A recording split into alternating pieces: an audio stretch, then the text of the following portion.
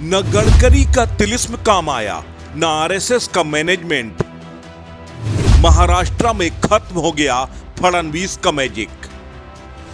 महाराष्ट्र में टूट रहा है शिंदे का तिलिस्म। 2024 के लिए महाराष्ट्र ने बजा दी खतरे की घंटी। जिस सर्वे पर भाजपाई खड़े कर रहे थे सवाल, उसी सर्वे की रिपोर्ट सच साबित हो गई। नागपुर में बीजेपी का बेड़ा गर्क हो गया। अभी हाल ही में हुए एक चुनावी सर्वे में रिपोर्ट सामने आई थी, जिसमें कहा गया था कि महाराष्ट्र में महाविकास आघाड़ी बीजेपी शिवसेना गठबंधन से ज्यादा मजबूत है और अगर आज की तारीख में लोकसभा चुनाव होते हैं तो बीजेपी शिवसेना गठबंधन चारों खाने चित्त हो जाएगा और महाविकास आघाड़ी कामयाब हो जाएगा।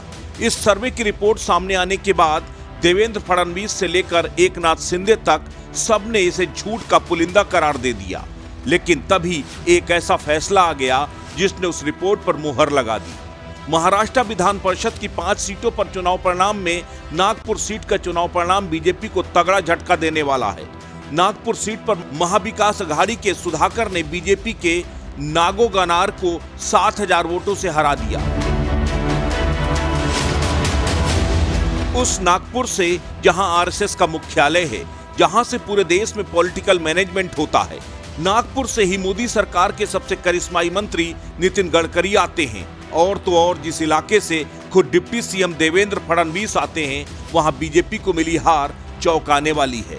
एमएलसी की 5 सीटों में महज एक सीट पर बीजेपी के प्रत्याशी की जीत महाराष्ट्र में बीजेपी और एकनाथ शिंदे के गठबंधन की परफॉर्मेंस पर सवाल खड़े करती है। ये नतीजे विधानसभा उपचुनाव के नतीजों को भी प्रभावित कर सकते हैं, क्योंकि अभी 26 फरवरी को राज्य की 2 विधानसभा सीटों के लिए उपचुनाव होना है। राहुल की भारत जोड़ो यात्रा के बाद महाराष्ट्र का सियासी गणित पूरी तरह से बदला हुआ है। उद्धव ठाकरे और राहुल गांधी के साथ शरद पवार मजबूती के साथ महाराष्ट्र में अपनी जमीन तैयार कर रहे हैं। उद्धव ठाकरे को जनता की सिंपैथी हासिल हो रही है। राहुल गांधी ने महाराष्ट्र के अंदर कांग्रेस की गुटबाजी को तोड़ा है। कुल मिलाकर अगर देखा जाए तो महाविकास आघाड़ी महाराष्ट्र में मजबूत होता नजर आ रहा है। बीजेपी के लिए उत्तर प्रदेश के बाद महाराष्ट्र लोकसभा सीट के लिहाज से बेहद अहम राज्य है और अगर यहां पर बीजेपी के खिलाफ माहौल तैयार होता है तो 2024 में मोदी की राह मुश्किल हो सकती है।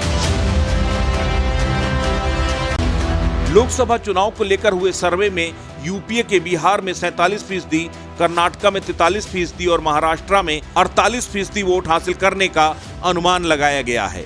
अगर ये अनुमान सच साबित हो गए तो बीजेपी के नैया डूबना तय है। अस्तित्व न्यूज के लिए ब्यूरो रिपोर्ट।